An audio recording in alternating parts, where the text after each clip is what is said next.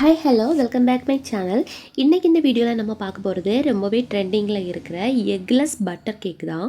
இது வந்து ரொம்பவே சாஃப்டாக நம்ம செய்ய முடியும். இதற்கான கிளியரான எக்ஸ்ப்ளனேஷன் வித் மெஷர்மெண்ட்ஸ் ரெசிபி எல்லாமே நான் வந்து இதில் வந்து கிளியராக சொல்லியிருக்கேன். வீடியோவை ஃபுல்லாக பாருங்கள். நீங்களும் இந்த மாதிரியான பெர்ஃபெக்டாக கேக் வந்து செய்ய முடியும். டேஸ்ட் கூட வேறு லெவலில் ரொம்ப பிரமாதமாக இருக்கும். கண்டிப்பாக ட்ரை பண்ணி பாருங்கள். அதுக்கு முன்னாடி இப்போ தான் நம்ம வீடியோஸ் பார்க்குறீங்க அப்படின்னா லைக் பண்ணுங்கள், சப்ஸ்கிரைப் பண்ணிக்கோங்க. அப்போ தான் நான் அடுத்தடுத்து போடுற வீடியோஸ் வந்து நீங்கள் ஸ்கிப் பண்ணாமல் பார்க்க முடியும். இப்போ வாங்க இந்த ரெசிபி எப்படி செய்கிறதுன்னு பார்க்கலாம். இப்போ இதுக்கு நம்ம ரூம் டெம்பரேச்சரில் இருக்கிற அன்சால்ட்டட் பட்டர் எடுத்துக்கணும். ஒரு ட்ரையான பவுலில் பட்டரை சேர்த்துட்டு நார்மலாக வந்து விஸ்க்கு வச்சு கூட நம்ம கொஞ்சம் நேரத்துக்கு இது போல் கொஞ்சம் நல்லா ஸ்மூத்தாக மிக்ஸ் பண்ணி எடுத்துக்கணும். ரொம்ப நேரம் பீட் பண்ணிக்கவும் தேவையில்லை. எலக்ட்ரிக் பீட்டர் யூஸ் பண்ண வேண்டிய அவசியம் இல்லை. நீங்கள் வேணும்னா யூஸ் பண்ணிக்கலாம், ஒன்றும் ப்ராப்ளம் இல்லை.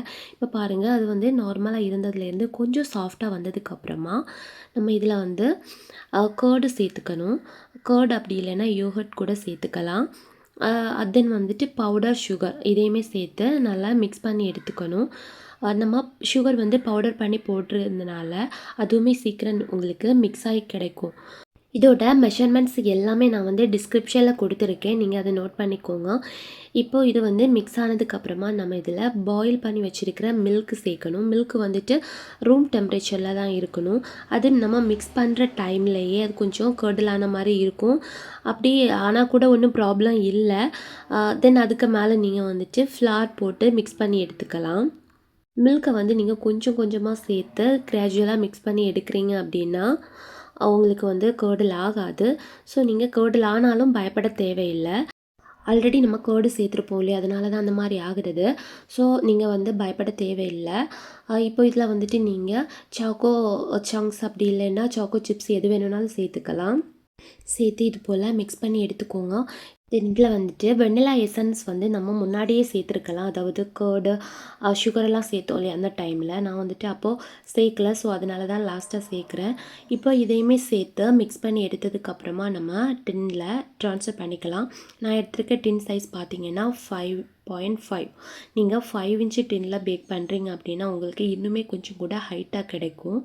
டின்னில் சேர்த்ததுக்கப்புறமா நல்லா லெவல் பண்ணி எடுத்துக்கோங்க. இது மேலேயே வந்து நம்ம சாக்லேட் சங்க்ஸு அப்படி இல்லைன்னா சாக்கோ சிப்ஸ் எது வேணாலும் போட்டுக்கலாம்.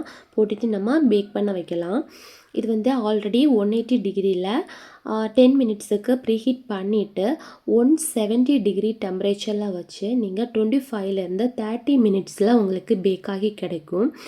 இல்லை அந்த டைமில் நீங்கள் செக் பண்ணி பார்த்துட்டு பேக் ஆகலை அப்படின்னா இன்னும் ஒரு 5 மினிட்ஸ் கூட வைக்கலாம். உங்களுக்கு கரெக்டாகவே பேக் ஆகி வரும். நான் யூஸ் பண்ண டின்னில் எனக்கு 30 மினிட்ஸ் ஆச்சு பேக் ஆகுறதுக்கு. உங்களுக்கு வந்து நீங்கள் 5 இன்ச்சு டின் யூஸ் பண்ணுறீங்க அப்படின்னா 35லேருந்து 40 மினிட்ஸ் வரைக்கும் ஆகலாம். அது ஒவ்வொரு ஓடிஜிக்கும் வந்து சேஞ்ச் ஆகும். இப்போ இது வந்து ஓரளவுக்கு கூல் ஆனதுக்கப்புறமா நீங்கள் டிமோட் பண்ணிவிட்டு வயர் ராக்கில் வச்சு கூல் பண்ண வச்சுக்கோங்க. பட் நான் வந்து ரொம்பலாம் கூலாக வைக்கல. டிமோட் பண்ணுற டைம்லையே அந்த சூடாக இருக்கிறப்பவே எல்லாமே காலி ஆகிடுச்சு. அந்தளவுக்கு ரொம்ப டேஸ்ட்டாக இருந்துச்சு. நான் ட்ரை பண்ணதே கொஞ்சம் லேட்டு தான். ஸோ இன்னுமே யாருமே ட்ரை பண்ணலை அப்படின்னா உடனேயே ட்ரை பண்ணிக்கோங்க. ரொம்ப சூப்பராக இருக்கும். டெக்ஸ்சர் கூட நீங்கள் பார்த்தாலே தெரியும். ரொம்ப சாஃப்டாக ரொம்ப ஸ்பாஞ்சியாக அவ்வளோவுக்கு சூப்பராக இருக்கும்.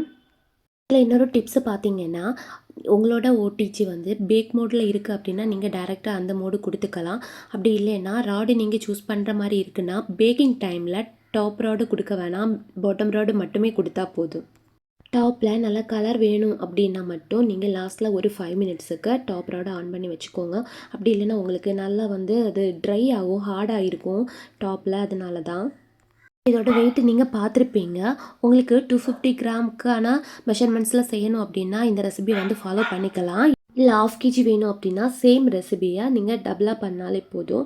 இதில் வந்து வெயிட் நான் பிளேட்டோட சேர்த்து தான் காமிச்சிருப்பேன். டோட்டலி ஸ்பாஞ்சோட வெயிட் வந்து அரௌண்டு 300 அந்த மாதிரி இருக்கும்.